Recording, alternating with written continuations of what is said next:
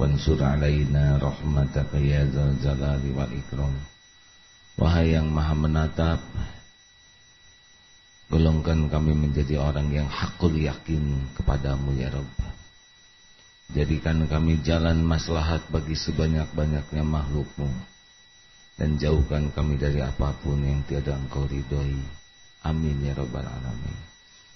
Hadirin, hidup hanya sekali di dunia ini, sebentar. Kalau lahir berurutan, kalau mati tidak berurutan. Ada yang lahirnya belakangan, meninggalnya duluan. 3 rahasia kematian. 1, Allah rahasiakan waktunya. 2, Allah rahasiakan tempat. 3, Allah rahasiakan cara. Menurut Rasulullah, manusia paling cerdas adalah orang yang paling banyak ingat mati dan paling mempersiapkan diri untuk mati. Dunia hanya mampir. Lahir tidak bawa apa-apa, mati dunia juga tidak dibawa. Sekaya apapun pasti dia tidak bawa. Sehebat apapun pasti mati juga. Oleh karena itu, jangan sampai salah strategi. Tugas hidup ini 1, wa ma khalaqtul jinna wal insa illa liya'budun. Jadi yang pertama tugas kita di dunia adalah menjadikan semua aktivitas kita jadi ibadah. Jadi sebetulnya kita itu tidak pernah dagang. Yang ada itu adalah ibadah. Kalau niatnya lurus, caranya benar, dagang itu amal soleh. Kita tidak pernah bekerja sebetulnya, tapi ibadah. Aktivitas kita jadi amal soleh. Dunia tidak dibawa, amal jadi bekal pulang. Tugas yang kedua di dunia ini adalah khalifah. Jadi kita di dunia yang sebentar ini harus berkarya. Rasulullah sama sebentar juga, dan karyanya monumental. Para sahabat sama sebentar dan memberikan yang terbaik.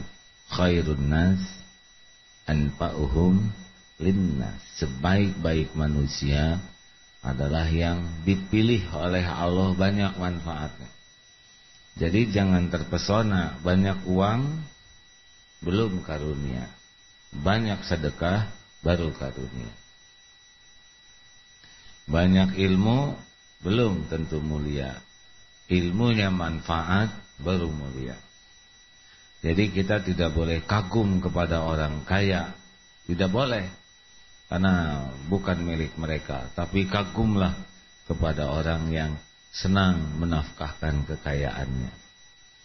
Makin tinggi nilai manfaat, makin tinggi derajat seseorang. Maka kita cari ilmu supaya manfaat. Kenapa saudara kuliah S3? Supaya tambah ilmu, supaya tambah manfaat. Kenapa saudara kerja keras pada rezeki sudah cukup? Supaya Allah menitipkan lebih banyak untuk dijadikan jalan maslahat. Kalau bagi kita secukupnya. 3. Yang ketiga adalah tugas kita dalam hidup dakwah. Ini mengulang kembali yang kemarin. Bahwa setiap orang yang beruntung adalah orang yang ditakdirkan oleh Allah jadi jalan hidayah, taufik. Sekali orang masuk Islam, syariatnya lewat kita, dunia berikut isinya pahalanya. Kita memberi contoh kebaikan, lalu orang meniru kebaikan, maka pahalanya mengalir tanpa mengurangi yang bersangkutan.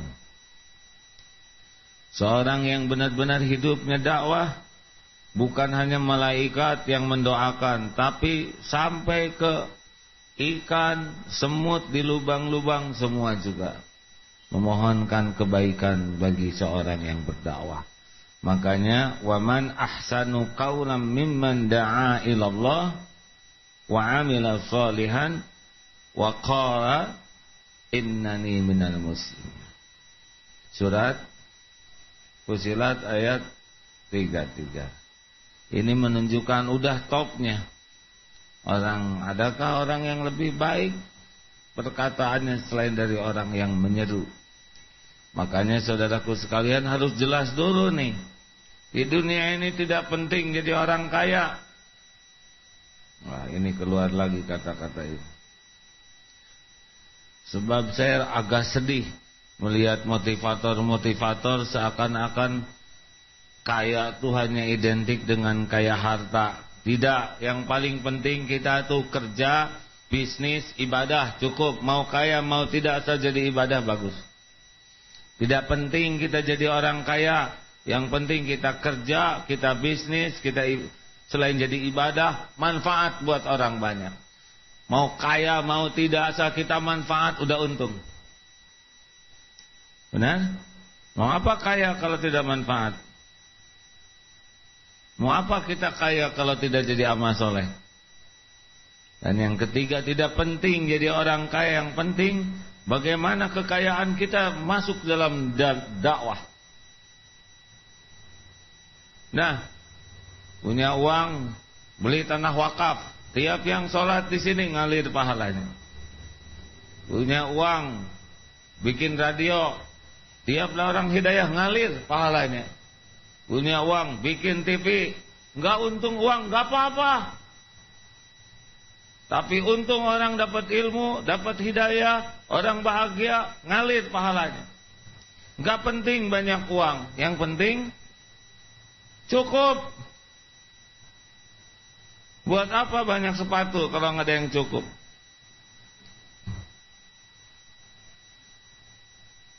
Ongkos ke sini cukup. Naik motor kehujanan pengen beli mobil cukup. Hanya muat 4 orang pengen beli bus. Yang penting itu hidup itu cukup terus. Tiap perlu cukup. Setuju? Lupakan keinginan kaya harta. Kalau mau kaya, ghina fi qalbi. Kalau masalah dunia sih asal cukup aja. Itu pada mau haji 5 orang ongkosin cukup. Itu tanah wakaf 5 miliar, bayar aja cukup. Masjid Eko pesantren kurang 3,5 miliar lagi, ayo selesaikan cukup. Yang paling penting mah cukup, enggak penting kaya tuh. Ya. Coba itu bantu bikin bank di sana, bank syariah. Kurang 2 triliun. Tak aja pakai uang saya cukup. Gitulah ya yang paling penting. Apa urusannya dengan kata kaya, ya kan? Orang kaya belum tentu cukup. Orang cukup pasti cukup. Orang cukup itu orang kaya. Nah, rekan-rekan sekalian, ini prolog. Kemarin sudah dibahas. Syarat-syarat menjadi orang yang dakwah. 1, ilmu. Ilmu tidak boleh ngarang dan tidak boleh kira-kira. Harus yakin. Qurannya jelas, ditafsirkan oleh orang yang berkompeten menjadi ahli tafsir, bukan seenak kita menafsirkan. Hadisnya juga harus jelas, jangan yang ragu, jangan yang kira. Makin jelas, makin yakin, makin bertenaga dakwahnya. Sulit kita masuk ke kancah dakwah tanpa ilmu. Mau cerita apa? Kalau kita tanpa ilmu, kita menyesatkan orang, maka setiap orang tersesat dosanya dipikul oleh kita. Nauzubillahi min dzalik. Jadi kalau saudara mau masuk dalam dunia dakwah, segeralah luangkan tenaga, waktu untuk cari ilmu yang bisa dipertanggungjawabkan. 2. Syarat kedua apa kemarin? Itu ilmu harus diamalkan. Kalau ilmu tidak diamalkan, maka dia sendiri yang menggagalkan dakwah. Nyuruh sholat, tapi tidak sholat. Kata-katanya saja sudah tidak bertenaga. Apalagi ketika orang melihat dia tidak sholat, dia jadi bahan tertawaan dan cemoohan. Sebetulnya mengamalkan ilmu saja sudah jadi dakwah. Dan Allah menambah ilmu lainnya dengan diamalkan. Ilmu itu diciptakan untuk memandu amal. Sehingga kalau ilmu tidak diamalkan, dia akan jadi fitnah bagi pemiliknya. Oleh karena itulah, siapapun yang mau masuk dalam kancah dakwah, terutama yang wajib, itu harus dilakukan dulu. Loh, kenapa wajib? Ya, kalau mau ngajak orang sholat dia tidak melakukan. Tapi ada yang dia tidak sanggup lakukan. Misalkan haji karena dia belum mampu, tetap boleh mengajarkan haji. Tapi tidak perlu dia menyebut dirinya haji. Jihad. Kita bisa cerita tentang jihad, hukum jihad.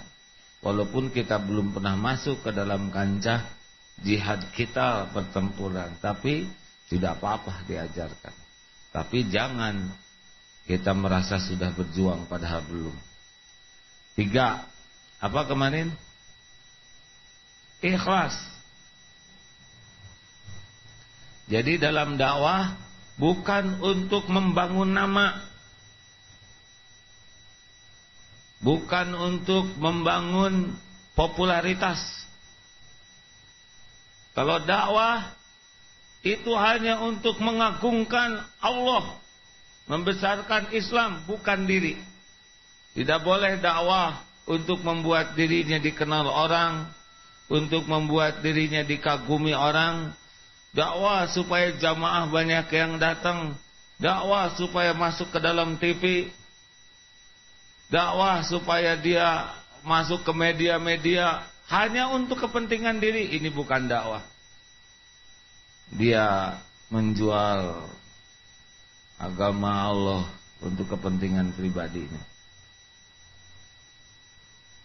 Hidup untuk dakwah, bukan dakwah untuk mencari hidup. Barulah akan punya kekuatan.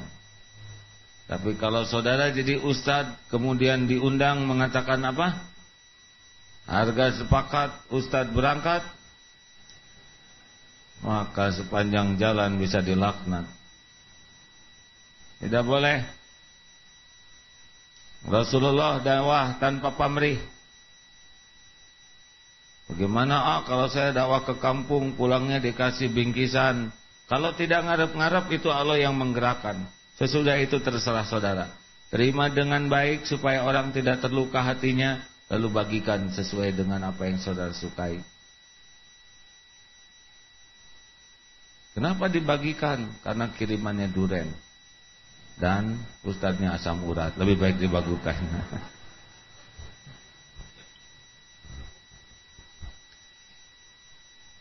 Jadi tidak boleh kita pengen terkenal. Mau apa? Tidak perlu terkenal. Tapi Rasul terkenal, Allah yang menterkenalkan.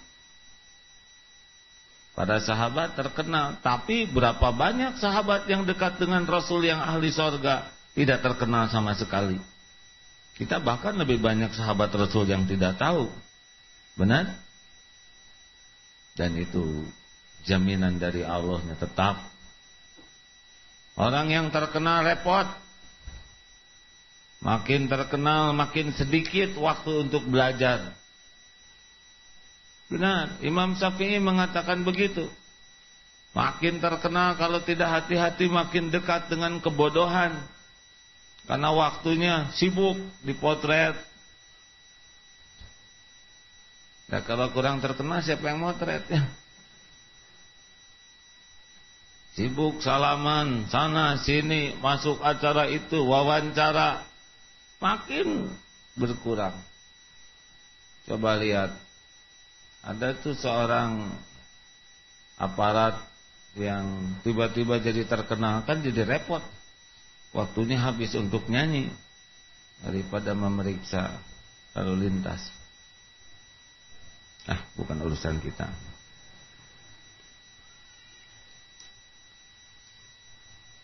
Apakah boleh kita dakwah untuk mendapatkan imbalan? Tidak.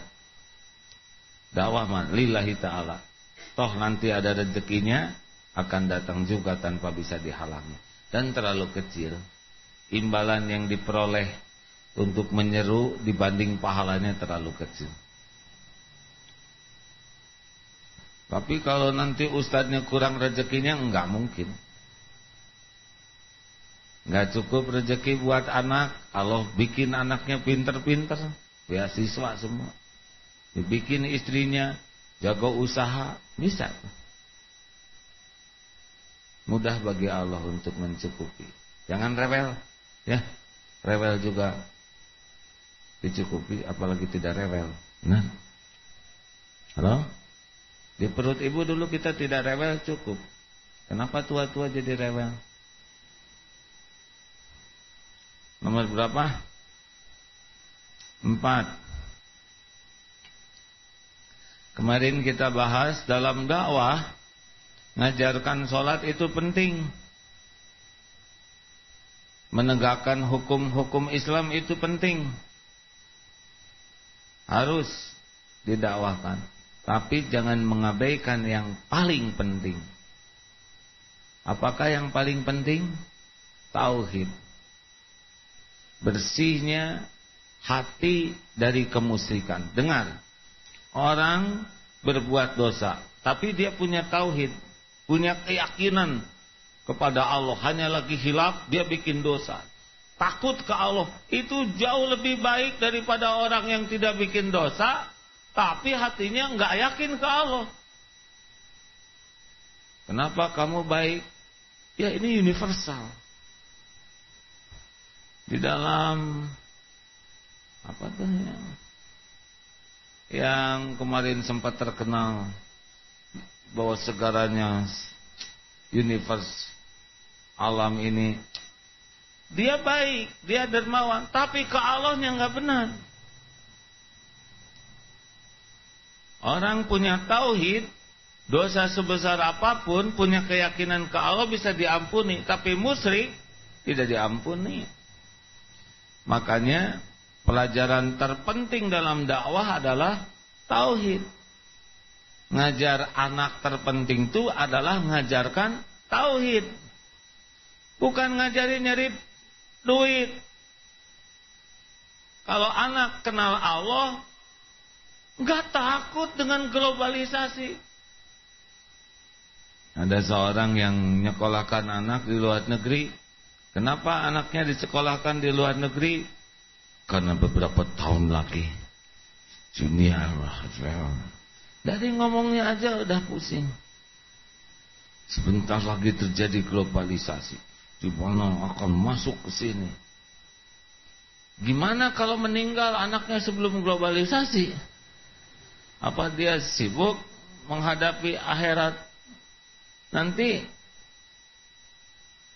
Apa yang mau kita takutin dunia ini? Gak ada apa-apanya, ya. Yang takut buat satu aja, Allah gak suka ke kita. Apa yang mau ditakutin? Dunia dari dulu gini-gini aja, gak ada yang aneh. Yang aneh itu cuma satu, kita gak ngerti-ngerti ya. Nah, didik. Pernah ada seorang guru nanya, bagaimana caranya menanamkan tauhid ke anak didik? Susah, Pak. Kenapa susah? Sebab bapaknya juga nggak yakin. Ya. Bagaimana yang tidak yakin bisa meyakinkan? Orang ragu tidak pernah bisa meyakinkan. Yang yakin yang bisa meyakinkan. Benar? Coba saudara dibonceng. Mau kemana nih? Ke DT. Kamu tahu nggak jalannya? Gini ya. Nah dari ngomong gini aja udah meragukan. Saya sebetulnya sudah tahu, tapi rasanya belum tahu. Udah stres kita. Ini jalan menuju kemana? Kayaknya sih ke Darut Tauhid. Menyebut kayaknya aja kita membuat gelisah. Ini jalan buntu atau lurus? Ada kemungkinan buntu, ada kemungkinan. Saya kira kalau kita naik ojek dan tukang ojeknya gitu yakin turun. Benar? Oleh karena itulah saudaraku sekalian, kalau mau masuk dalam dunia dakwah, kita harus belajar tauhid. Sampai yakin bahwa dunia ini milik Allah, nggak ada yang punya. Yakin rezeki itu hanya Allah yang membagi, hanya Allah yang menahan, hanya Allah yang ngambil, nggak ada lagi. Adapun yang kelantang kelinting, yang beli, yang itu cuma jalan aja, bukan pemberi rezeki. Yakin suami itu adalah manusia pemakan rezeki, bukan pemberi rezeki. Ibu, Bu, yakin nggak? Mudah-mudahan ya. Dari nadanya mah kurang yakin. Yakin tidak? Yakin. Orang yang yakin tuh mantap. Yakin. Tapi kalau yakin.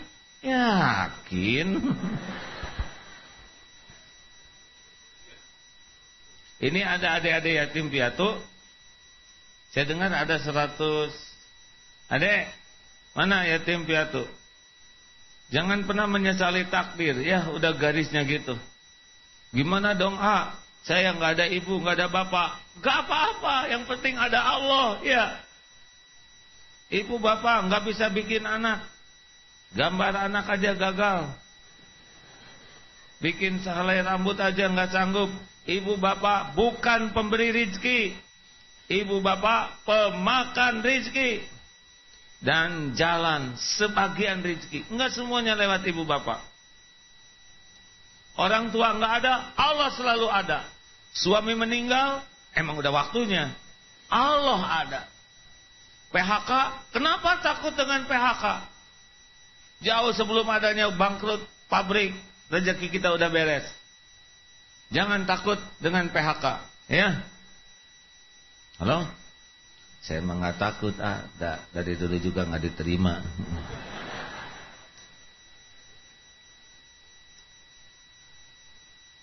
PHK tidak berarti berhenti rezeki dari Allah. Apa saudara pernah dengar? Sebuah pabrik mem-PHK 10.000 karyawan. Sebulan kemudian, innalillah wa inna ilaihi rajiun. Telah wafat 22.500 masyarakat mantan pabrik ini. Ya suaminya, ya istrinya, ya anaknya meninggal sebut enggak ada. Ya kan? PHK, makan aja terus tuh yang di PHK. Benar deh? Kelihatannya ada yang menjiwai.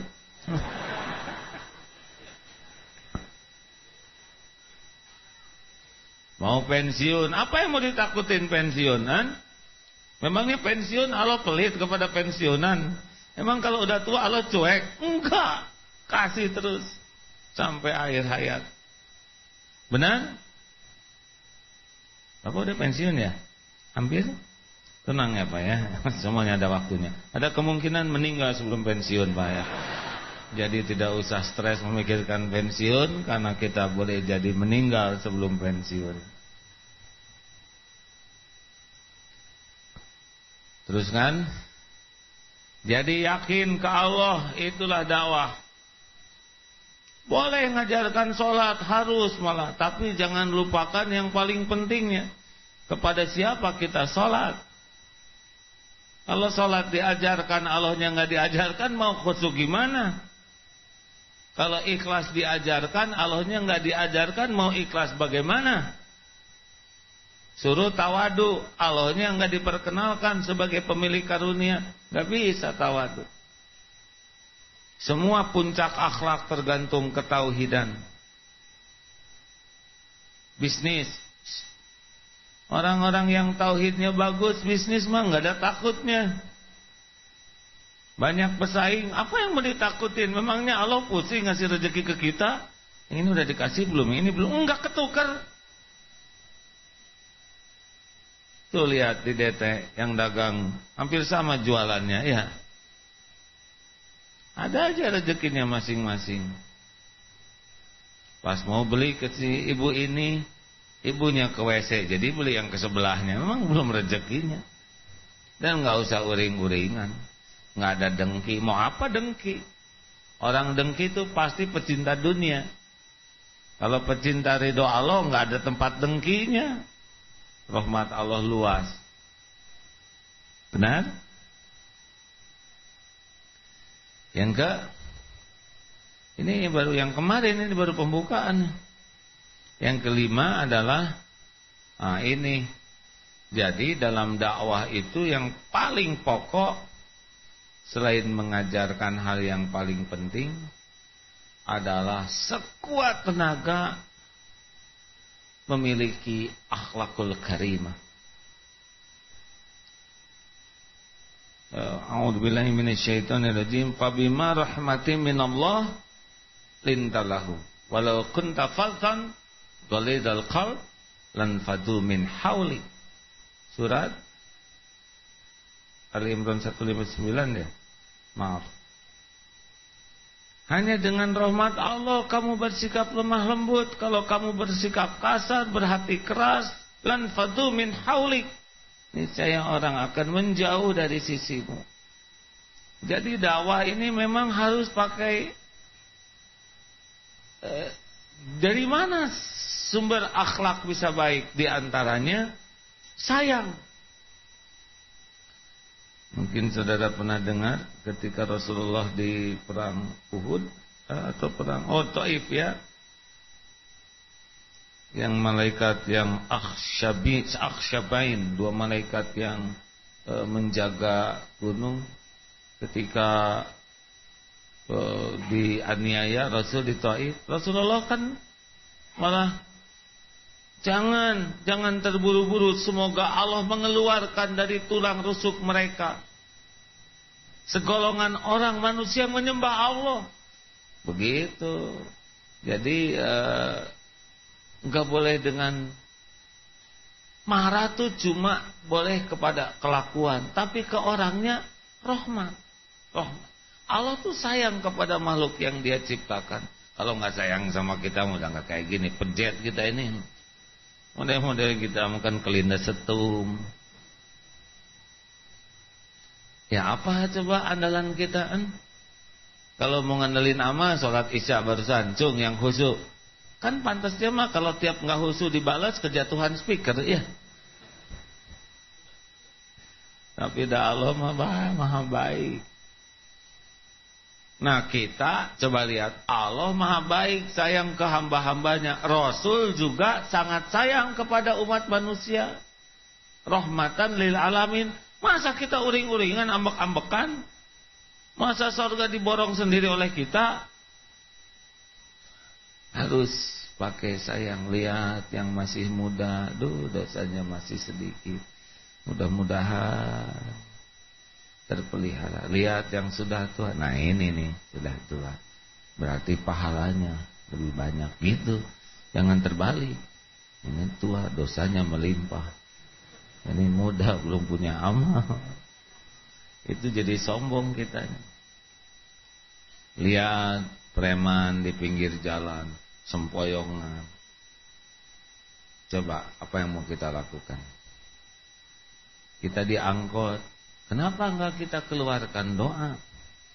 Ya Allah, mungkin ibunya mah enggak mau melahirkan anak jadi pemabuk. Enggak kebayang, hamil, disusui, dibesarkan. Ya Allah, berikan hidayah. Mudah-mudahan pangrok itu tobat. Kan ada tuh yang celananya melorot terus tuh ya enggak? Emang sekarang modelnya gitu ya. Udah dirantai lagi, aduh kasihan. Jalan sempoyong. Udah inginnya mah bahagia, cuma nyangkanya jalan itu yang bahagia. Coba kita remehkan. Jadi tobat? Enggak. Keluar doa? Enggak. Meningkat sayang. Oh ya Allah, mungkin ibu bapaknya sih sangat ngarep-ngarep anaknya soleh. Keluar doa. Ya Allah, berikan hidayah, taufiknya. Sambil diangkut, sambil lihat, ya Rabb, dia hamba-Mu jua, mudah bagimu membulak-balik hatinya. Amin ya Allah. Allah lihat enggak? Allah mendengar enggak doa itu? Disia-siakan tidak? Hayya 'alas shalah. Tiba-tiba pangrok ke masjid. Emang niatnya nyari sendal, ya kan? Tapi di masjid dengar ceramah taubatnya bisa. Jangan suudon, saudara. Tidak sulit. Allah melihat semua yang terjadi. Wallahu khabirum bima ta'malun. Allah Maha mengetahui apapun yang kamu lakukan. Lihat artis di TV. Emang TV nggak lihat kita? Artis di TV nggak lihat. Kenapa nggak kita tembak dengan doa? Walaupun kehalangan TV, tapi kan Allah tak terhalangi. Coba tiap lihat di TV, 1 juta orang kompak kita, atau yang SMS tauhid lah, sekian ratus ribu ngedoa, sing soleh. Bisa berhenti tuh. Yang tadinya ngaco, pakai pakaiannya serba fakir terbatas, didoain rame-rame, keluar lagi dia udah pakai jilbab. Saya juga nggak ngerti kenapa jadi begini. Pasti didoain pemirsa begitu. Yang suka ngebodor ngaco aja doain, jadi nggak lucu. Tobat mah daripada ngebodor bikin dosa, ya kan? Tapi udah jarang kita. Seorang artis itu ketangkap basah, terus kita cemooh. Kenapa kita nggak doakan aja? Siapa tahu di penjara tobat, ya kan? Daripada kita menyukai orang lain dalam kepahitan, kehinaan, lebih baik kita menyukai orang diampuni Allah, disayangi Allah. Mungkin orang tuanya juga jadi bahagia, keluarganya bahagia, benar? Halo? Nah, kalau mau dakwah harus punya naluri ingin orang lain selamat, ingin orang lain jadi lebih baik. Yang enggak punya ilmu jadi punya ilmu, yang berlumur dosa jadi tobat, yang zalim jadi adil. Jadi ingin tuh bergerak orang tuh jadi baik semua. Walaupun bukan kita yang ngebulak-balik hati, tapi kan ingin itu benar. Dan Rasulullah pun begitu. Kalau Rasul sebel ke umat, enggak jadi dakwahnya. Ya. Ampun orang Mekah ya. Di dakwahan tadaya udah hancurkan aja ya Allah. Ke Taif dilempar batu, ya Allah. Itu gunung timpakan malaikat, habisin. Enggak ada gitu. Rasul dihina juga enggak ngebalas, "Hei Muhammad, kamu tukang sihir." Apa Rasul ngebalas? Enggak. Apa? Kamu tukang santet? Enggak ada. Dilempar pakai kotoran atau isi perut unta? Enggak dibalas. Karena inginnya kebaikan. Nah, jadi kalau mau dakwah tuh harus sumber akhlaknya tuh adalah ingin kebaikan. Jadi enggak suka memvonis orang, enggak merasa paling soleh, enggak merasa paling pintar, enggak merasa paling sorga. Ya belum tentu. Kita kan enggak tahu akhir hidup kita seperti apa, benar? Lihat yang belum pakai jilbab, misalkan, jangan. Iya. Rusak ya, Maya. Mending doakan sambil beli, kirim jilbabnya. Nggak ada jilbab, ada taplak meja, ya boleh lah. Sekarang kan modelnya kita nggak tahu mana taplak, mana sarung bantal, kan sudah mirip semua. Maaf, saya nggak boleh ikut campur dunia wanita. Tapi begitulah, seperti orang lihat ketiaknya bau, mencium ketiak orang bau. Kamu ketiaknya kok bau amat? Oh, bukan begitu. Beli deodoran. Saya pakai yang ini enak loh. Ini saya ada lebih satu, silakan pakai. Itu dakwah. Aya eta kelek naon mah.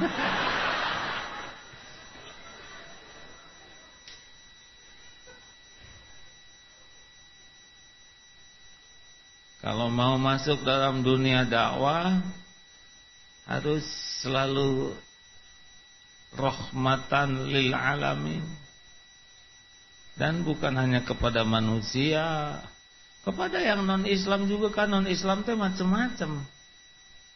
Ada yang belum pernah tahu Islam sama sekali. Lihat Islam hanya di TV, udah sebel aja lihat Islam. Lihat janggut, oh teroris ya. Lihat, udah. Tapi mau gimana nyalahin? Emang informasinya hanya itu. Terus kita datang melotot, halnya benar yang cocok. Ada tahu Islam, tapi di kantornya ini non-Islam. Tapi bagaimana mau suka ke Islam? Bosnya korupsi, haji lagi. Teman kantornya selingkuh. Islam semua tuh. Kata dia, mana Islam yang benar? Nonton ke TV kumuh. Di jalan dicegat sumbangan masjid.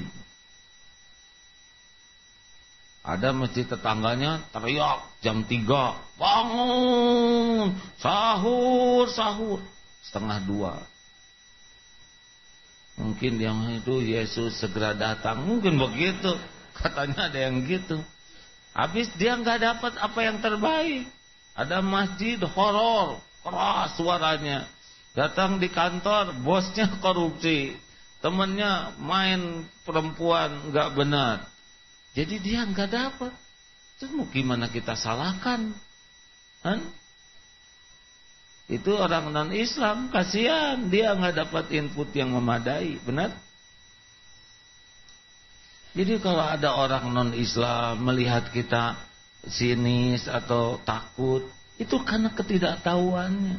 Memang ada yang non-Islam yang memang benci ke Islam, mempelajari Islam, dan itu beda lagi lah kapling-kaplingnya. Ya. Tapi secara umum tidak boleh digeneralisir, karena Rasul juga ketika mulai dakwah semuanya non-Islam, ya kan? Coba kalau Rasul nggak suka kepada yang non-Islam, yang ada yang didakwahin. Nah,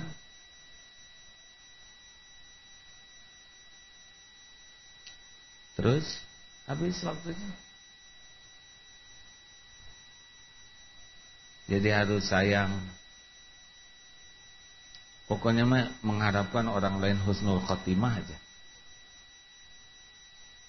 Perkara jadi baik atau tidak itu mah hidayah taufik Allah. Tapi menginginkan orang lain jadi baik itu harus ada di hati kita.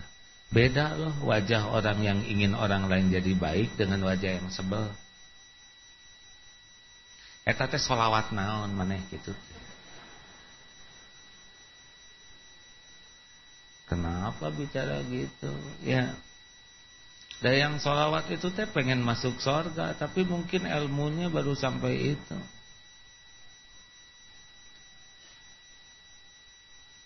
Saya pernah dulu penggemar, saya sholawatnya dulu banyak, tapi tahunya cuman itu dulu.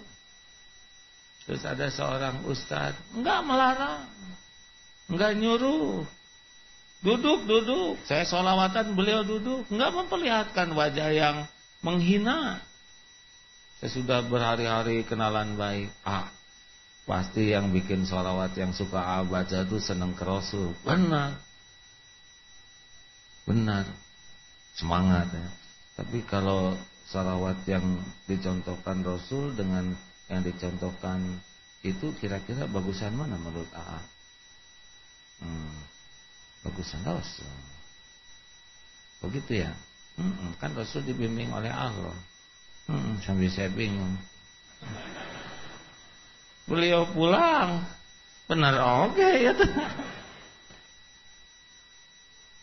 Dulu saya pakai kacang kedelai itu, sholawat tuh sampai bahe, wah repot, hadirin mengulangi lagi. Sekarang lebih simpel, lebih ingat kepada Rasulnya daripada kacang kedelainya. Dulu kan takut jatuh kacang kedelainya. Diperbanyak bagus, lebih pakai hati. Ya belajar seperti itu. Saya kagum kepada Ustadz beliau tuh. Tidak nyuruh, tidak melarang, tidak meremehkan, penuh rasa hormat. Dan saya pun berubah pikiran tanpa tertekan dan paham. Masya Allah, semoga Allah merahmati beliau. Nomor berapa? Ada nomornya nggak ini teh? Nomor 6. Ini boleh dicek selok ya. Kalau masuk dalam dunia dakwah tidak punya pilihan kecuali harus punya kesabaran. Karena sudah sunnatullahnya, akan ada lawannya. Sebetulnya lawan ini teh dalam tanda kutip bonus dari Allah. Karena Allah mah enggak ada lawannya, ya kan? Allah pencipta, penguasa langit dan bumi. Siapa lawannya? Enggak ada. Itu mah makhluk-makhluk yang jadi musuh-musuh mah. Itu bikinan Allah juga. Orang Yahudi, Israel, ya itu milik Allah juga lah. Siapa yang ngasih makan orang Yahudi selain Allah, ya kan? Makanya jangan, wah Yahudi mah pintar, oi. Jangan gitu. Tapi mereka ulat gigih. Ya boleh, ada beberapa hal. Tapi enggak boleh takut dan kagum, biasa aja. Karena mereka hanya jadi jalan ladang amal bagi kita. Benar? Halo? Jadi jangan sampai ke musuh-musuh dalam tanda kutip itu jadi besar sekali itu. Sehingga ke Allahnya jadi sedikit. Yang diingat tuh makhluknya, jangan. Siap-siap ya, ada lawannya. Ini aja kemarin belajar tauhid digempur habis-habisan kan di media, benar? Hakim, gak nyangka gitu. Tapi dah bukan musuh. Musuh kita itu adalah keburukan diri kita sendiri. Tapi gimana nanti kita bakal dihancurkan oleh media? Oh enggak bisa. Apa yang dimuliakan Allah enggak pernah bisa dihancurkan siapapun. Tu'izzu man tasya wa tudhillu man tasya. Allah yang memuliakan, Allah yang menghinakan. Kita enggak boleh takut oleh media, oleh omongan orang, oleh musuh-musuh. Karena musuh terbesar kita kalau secara Al-Quran adalah innasyaitana lakum aduwwun. Tetapi setan gak efektif kalau gak diturut oleh kita. Setan tuh bisinya cuma ngebisikin. Lihat. Kalau kita gak mau, nah dia gak bisa maksa, lihat enggak. Terus itu cakep. Udah dia gak bisa melintir leher kita. Tapi dah kita masa gitu ya. Saya harus mengulangi tentang hasil konferensi setan sedunia, bukan muktamar. Pokoknya malah dalam pertemuan terakhir setan sedunia, ternyata disimpulkan tetap menguatkan hasil keputusan tahun lalu. Ada satu kata yang paling efektif, yang jadi senjata utama semua setan sedunia di dalam merusak manusia. Cukup sepatah kata, tapi efektif. Namanya bentar. Entar.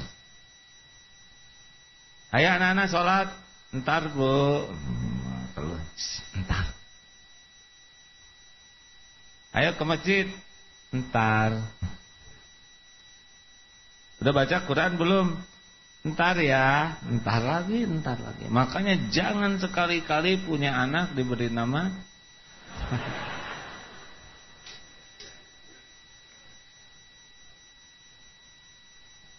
Saya mohon maaf nih yang keburu ada nama entar ya. Bukan itu maksudnya. Efektif tuh. Ayo tahajud. Entar ya, ini sampai pas jarum panjang di angka 12. Dan ketika pas, barulah dia tahu bahwa itu duha ya.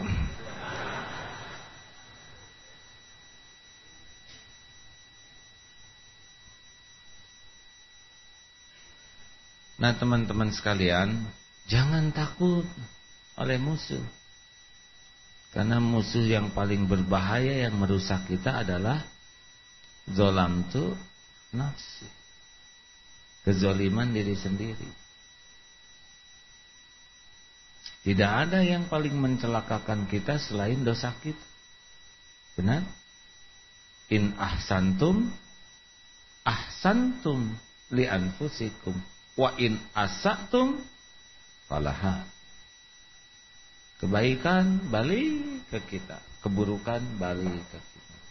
Jadi jangan sampai banyaknya penghalang, banyaknya tantangan, dihambat di sana, dicaci di situ, diremehkan, membuat kita patah. Enggak boleh, itu mah cuman bonus aja ladang amal, ya. Halo? Jadi jengkel, marah, enggak usah. Jalanin aja terus. Rasulullah juga banyak hambatan. Terakhir, kalau dalam dakwah kita harus tahu bahwa tugas kita ada fadzakir innama anta mudzakir. Bukan tugas kita mengislamkan seluruh dunia. Itu mah gampang bagi Allah kalau Allah mau, ya. Dan bukan tugas kita menang pada waktu kita berjuang, bukan. Tugas kita mah terus menerus aja. Makanya harus kuat, istiqomah. Banyak yang meninggal sebelum kemenangan Islam, benar? Tapi sudah menang karena sudah ikut dalam berjuang sampai akhir hayat. Saya juga nggak tahu umur saya berapa lama lagi, tapi nggak ada masalah. Yang penting berjuang aja sampai akhir hayat. Darul Tauhid sekarang di Bandung Utara, tapi 100 tahun ke depan udah mulai Bandung Tengah nih. Mungkin 1000 tahun yang akan datang ini udah jadi pusat kota, ya kan? Nggak tahu, nggak apa-apa. Wah nanti gimana kalau Darul Tauhid udah besar, udah meninggal? Ya nggak apa-apa. Yang penting mah sampai akhir hayat kita ikut berbuat yang terbaik. Dakwah di rumah juga gitu. Aduh, saya tuh susah sekali. Misal, saya susah sekali ngedakwahin orang tua. Orang tua saya, misal ada yang ngomong gitu. Emang kita nggak bisa ngebulak-balik hati orang. Yang penting mah jadi anak benar, sungguh-sungguh dakwah udah. Di luar jangkauan kita ngebulak-balik hati orang, benar? Dan kemenangan itu tidak harus kelihatan, enggak, pokoknya mah ikut aja sampai akhir hayat kita udah menang. Setuju hadirin?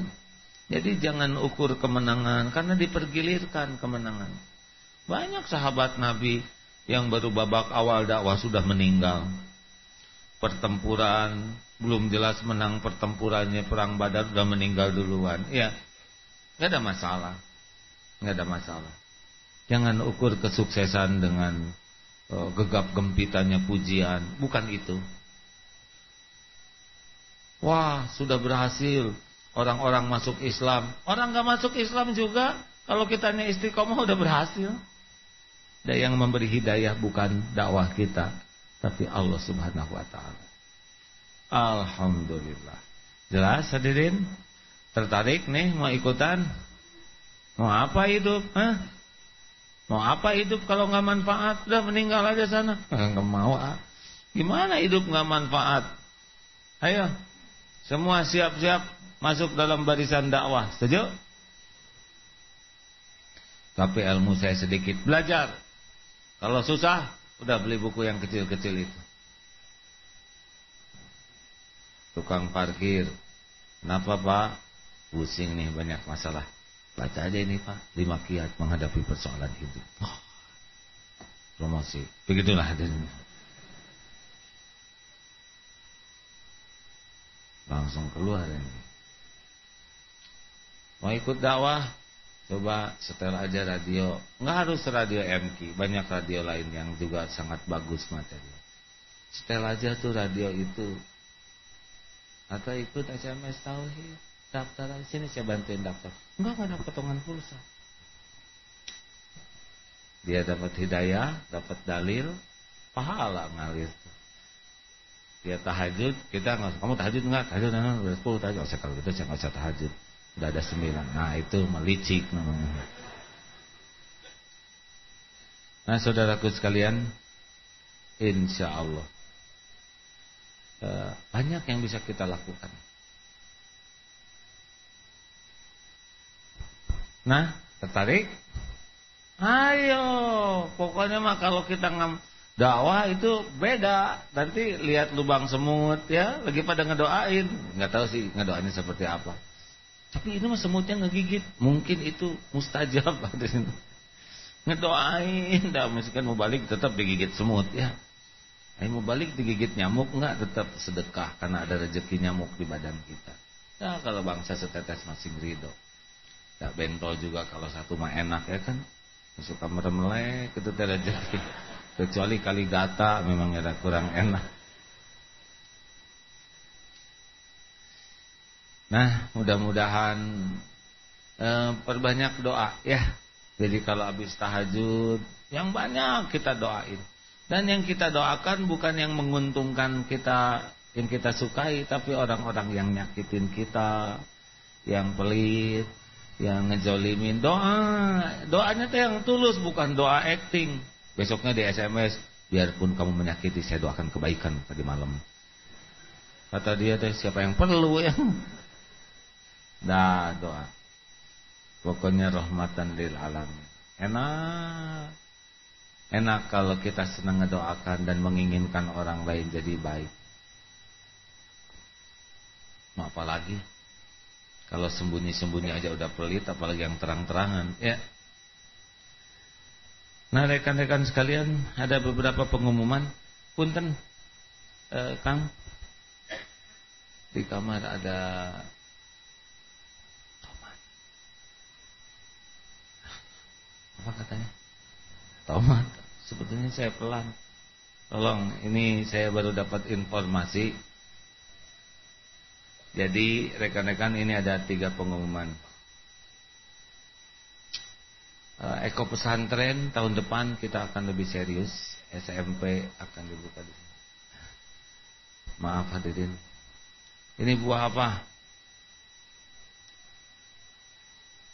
Ayo jawab. Kurma. Kan? Tangkil.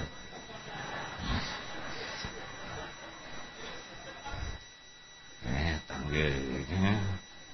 Seumur-umur ada tangkil. Ada lagi? Buah apa kira-kira? Kurma. Ini adalah tomat golden cherry. Tadi mah nggak kayak gini namanya. Tadi bahasa Sunda itu tomat. Tomat cecep namanya.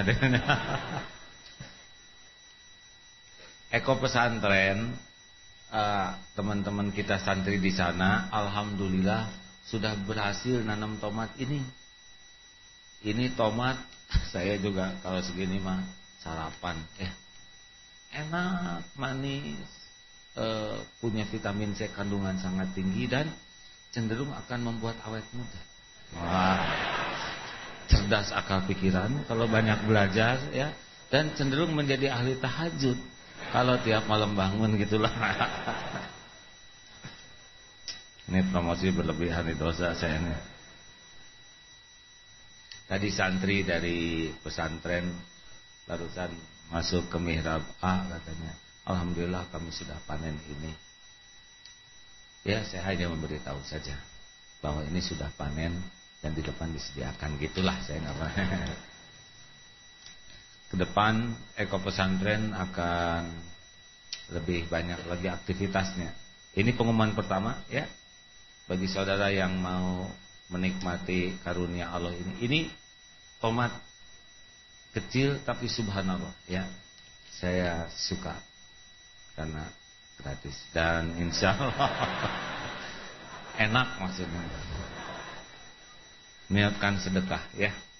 Tidak banyak sih panennya, baru 30 kilo, tapi ke depan akan bagus dan baru kelihatannya baru kita ini yang bisa panen seperti ini di daerah sini.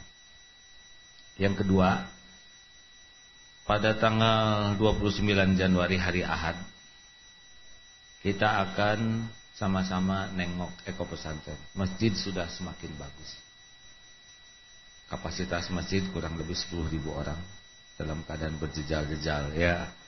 Tapi itu besar masjidnya, lebih besar dari ini. Kita akan nengok ke sana. Kalau yang mau naik sepeda, kita akan bersepeda. Kalau yang mau jalan kaki, bisa jalan kaki. Yang naik motor, naik motor. Tetapi yang akan dicoba disosialisasikan adalah bersepeda ke sana. Nanjak, cuma 45 menit kalau kuat ya. Saya baru belajar bersepeda, boleh saya ceritakan sedikit supaya jadi ilmu. Jadi pilihannya jalan kaki, olahraga tuh, atau berenang atau bersepeda. Akhirnya dipilih bersepeda karena hemat energi, bisa melihat lingkungan, silaturahmi, banyaklah manfaat. Sekali dua kali bersepeda tanpa ilmu kunang-kunang karena nanjak ya. Tapi ada rekan kita Mas Amri yang ahli sepeda. Nasihatnya sederhana. Bersepeda itu tidak boleh emosional. Yang penting seperti kumparan aja kakinya. Insya Allah walaupun pelan nyampe. Memang kalau bersepeda emosional ingin kelihatan kuat. Dan napas habis turun. Tapi kalau tidak emosi, nggak merasa malu, tidak ingin memperlihatkan kehebatan, cenderung sampai. Nah, saya harap nanti kalaupun bersepeda kita ke sana, tidak untuk gagah-gagahan, ya. Apalagi kalau segala dipakai dan terus muntah, kurang bagus hadirnya. Pakaian sepeda juga kami berharap nanti kalau nanti acara tuh jangan yang ngetet kayak gitu, malu ya. Bisa pakai sarung atau apalah yang lebih islami. Silakan rekan-rekan, kapasitasnya hanya 500 orang. Kita akan ke sana dan di sana nanti tanggal 29 ya. 500 untuk Bandung dan sekitarnya dan nanti selebihnya dari luar kota. Tolong diingat-ingat tanggal ini. Kalau saudara menyiapkan diri dengan baik akan menarik. Di sana akan ada acara. Dan karena Eko Pesantren jadi suguhannya tuh Masya Allah. Panen ceri, panen tomat nanti. Saudara boleh ngambil sesukanya. Nanti ditimbang sesudah itu ya. Apa sih yang salah? Terus makanan kalau saudara ke sana nanti di sana akan jadi tempat sepeda, rekreasi, camping keluarga ada di sana. Dan makanannya menarik seperti tutug ya, yang semuanya ke alam karena namanya Eko Pesantren. Kedepan juga kalau saudara mau belajar bertani di sana bisa bercocok tanam insya Allah ya. Tanahnya luas 7 hektar. Yang sudah jelas wakaf kita sudah 3,5 hektar. Insya Allah. Dan pengumuman terakhir, sudah 8.000 komunitas Excel ini. Sudah dirasakan manfaatnya enggak? Tiap hari dapat 5 SMS ya. Adek pernah dapat enggak? Udah hidup yang Excel? Belum? Ya, kalau yang SMS Tauhid 1 atau 2 kali sehari. Tapi kalau masuk komunitas Excel 5 kali tambah dari kami jadi 7 kali sehari 6-7. Kedepan bisa sedekah lewat SMS. Tadi sudah dibahas, ke depan lagi mungkin Januari saudara sudah bisa transaksi beli-beli pakai SMS. Jadi beli buku, beli madu, udah tinggal dilihatkan aja. Ini apa? Ini handphone. Handphone siapa? Ya saya jual handphonenya tukar dengan madu gitulah ya. Tapi nanti bisa pakai SMS transaksinya Januari. Makanya mudah-mudahan cita-cita kita mesantren lewat handphone bisa segera terwujud ya. Saudara bagi yang memerlukan nanti bisa diambil lagi. Demikian rekan-rekan sekalian. Malam tahun baru tidak penting. Jangan maksa-maksain diri nunggu jam 12 malam. Nggak nyunah sama sekali ya. Siapa tahu jam 12 kurang 5 malaikat maut yang menjemput. Tidak usah maksa-maksain. Pas jam 12 pas niup trompet sakratul maut. Suul khotimah ya. Udahlah. Mendingan bangun jam 2:30 3. Nggak ada apa-apanya. Kalau jam 12 yang ada apa-apanya sepertiga malam terakhir ya. Tidak usah baca Al-Quran pas jam 12 Shadaqallahu dia sakit. Udahlah, udah lewat kita kayak gitu ya enggak. Sekarang harus lebih dewasa, lebih efektif, lebih efisien. Yang penting kita berubah saja lebih baik. Bukan tanggalnya, tapi dirinya. Terima kasih sahabatku sekalian. Alhamdulillah. Mudah-mudahan lebih berkah bagi saudara yang akan wakaf amal jariah. Masjid ini sudah selesai, tinggal cicilan yang belum selesai, dan wakaf dari saudara digunakan untuk menyempurnakan masjid ini. Al-Fatihah. A'udzubillahi minasyaitonirrajim. Bismillahirrahmanirrahim. Alhamdulillahi rabbil alamin. Ar-Rahmanir-Rahim. Maliki yaumiddin. Iyyaka na'budu wa iyyaka nasta'in. Ihdinas siratal mustaqim.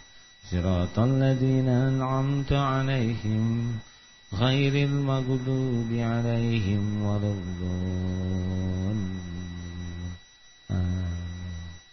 Allahu la ilaha illa huwal hayyul qayyum. La ta'khudhuhu sinatun wa la nawm. Lahu ma fis samawati wa ma fil ardh. Man dhal ladzi yashfa'u 'indahu illa bi'iznihi. Ya'lamu ma baina aydihim wa ma khalfahum wa la yuhituna bisyai'in min 'ilmihi illa bima syaa'. Wasi'a kursiyyuhu as-samawati wal ardh wa la ya'uduhu hifdhuhuma wa huwal 'aliyyul 'azim. Bismillahirrahmanirrahim. Qul huwallahu ahad. Allahus samad. Lam yalid wa lam yulad wa lam yakul lahu kufuwan ahad. Bismillahirrahmanirrahim. Qul a'udzu birabbil falaq min syarri ma khalaq. ومن شر غاسق إذا وقب ومن شر النفاثات في العقد ومن شر حاسد إذا حسد. بسم الله الرحمن الرحيم. قل أعوذ برب الناس ملك الناس إله الناس من شر الوسواس الخناس الذي يوسوس في صدور الناس من الجنة والناس. Subhanallah walhamdulillah wa la ilaha illallah wallahu akbar. Subhanallah walhamdulillah wa la ilaha illallah wallahu akbar. Subhanallah walhamdulillah wa la ilaha illallah wallahu akbar. La haula wa la quwwata illa billahil aliyyil azim. Hasbunallah wa ni'mal wakil, ni'mal maula wa ni'man nasir. Hasbunallah wa ni'mal wakil, ni'mal maula wa ni'man nasir. Hasbunallah wa ni'mal wakil, ni'mal maula wa ni'man nasir. La ilaha illa anta subhanaka inni kuntu minaz zalimin. La ilaha illa anta subhanaka inni kuntu minaz zalimin. La ilaha illa anta subhanaka inni kuntu minaz zalimin. Salawat. Allahumma salli ala Muhammad wa ala ali Muhammad kama sallaita ala Ibrahim wa ala ali Ibrahim wa barik ala Muhammad wa ala ali Muhammad kama barakta ala Ibrahim wa ala ali Ibrahim fil alamin innaka Hamidum. Astagfirullahaladzim, astagfirullahaladzim, astagfirullahaladzim wa atubu ilaih. Hadirin, Allah Maha dekat, Allah Maha mendengar, Allah Maha tahu apapun yang kita lakukan. Pasti Allah melihat setiap maksiat yang kita berbuat. Semuanya jelas. Allah tahu kotor pikiran kita seperti apa. Allah tahu setiap lirikan mata. Allah tahu kebohongan yang keluar dari mulut kita, janji-janji palsu. Allah tahu fitnah yang tersebar, yang asal usulnya dari mulut kita. Allah menyaksikan siapapun yang mendekati zina. Tidak ada yang tersembunyi. Allah tahu para pemakan harta haram. Allah lihat siapapun yang durhaka kepada orang tuanya. Tapi Allah masih memberi kesempatan kita bertobat. Walaupun saat ini kita dihargai orang lain, bukan karena kemuliaan kita, tapi karena Allah masih menutup-nutupi. Kalau Allah membuka sedikit saja aib-aib kita,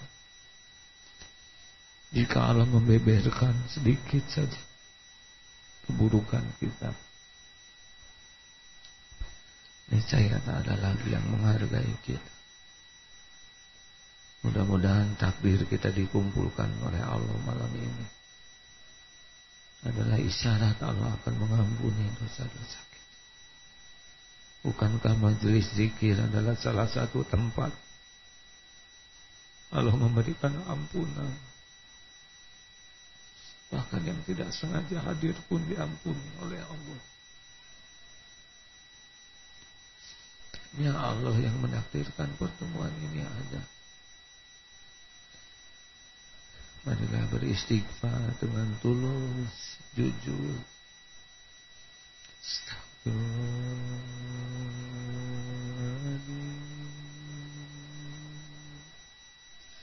Astagfirullah. Sambil buka lembaran-lembaran kotor, lembaran-lembaran kelam.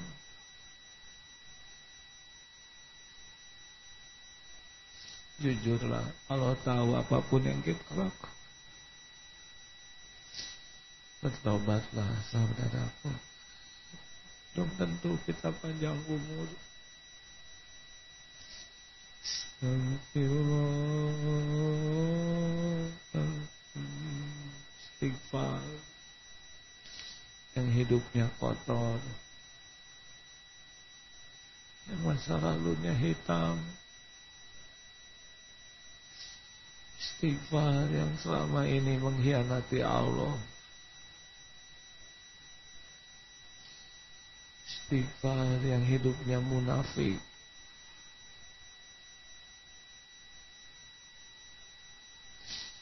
Yang hanya penuh kebohongan, kepalsuan. Yang hanya membagus-bagus topeng. Istighfar yang durhaka kepada ibu bapak, yang tidak peduli, yang kikir, yang jarang mendoakan dengan tulus pada orang tuanya, yang air susu dibalas air tuba.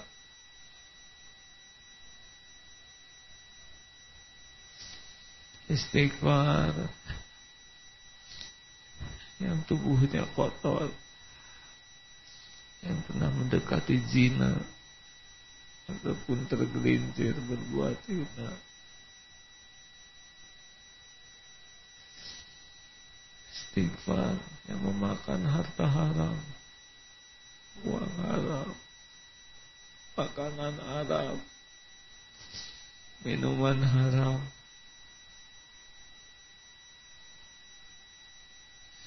Istighfar yang hidupnya sering menzalimi orang lain.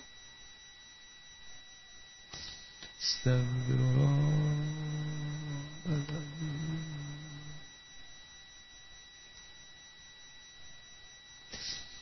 Astagfirullahaladzim. Yang selama ini tersesat. Astagfirullah.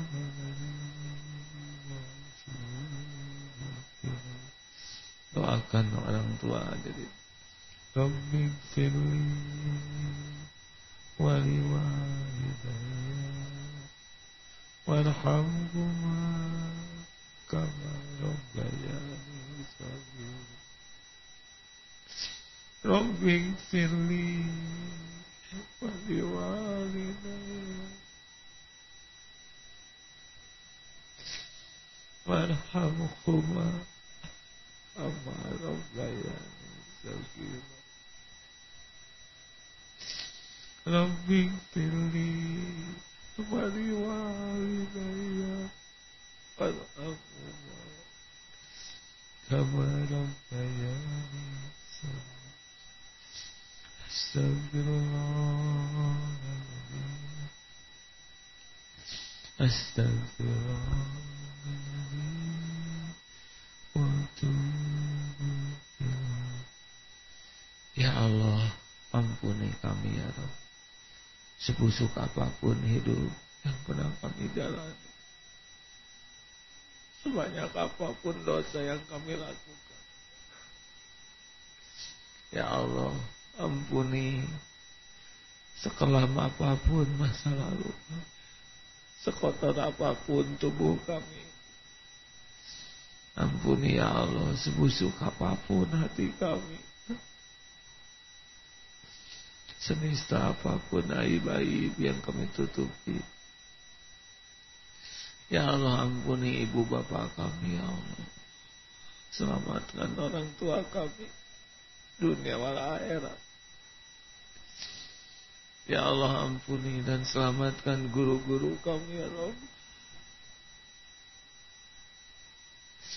Para ulama yang tulus membimbing kami mengenal-Mu. Ya Allah, ampuni hamba-hamba-Mu yang berbuat baik kepada kami selama ini ya Rabb. Yang terang-terangan, yang sembunyi-sembunyi, yang mendoakan kami. Juga ampuni saudara-saudara kami yang pernah kami sakiti ya Allah. Yang terang-terangan, sengaja maupun tak sengaja.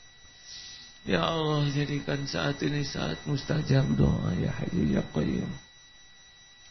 Wahai yang Maha Menatap, kabulkanlah siapapun yang munajat ini ya Allah. Amin ya Allah ya Rabbal Alamin. Hadirin bagi yang masih ingin doa-doa, Allah Maha dekat, Maha menatap, Maha mendengar. Allah janji mengabulkan doa. Doa bisa merubah takdir. Doalah saudaraku. Siapa tahu saat ini takdir dirubah oleh Allah.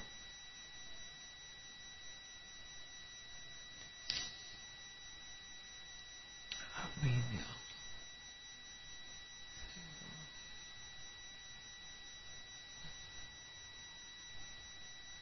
Ya Allah.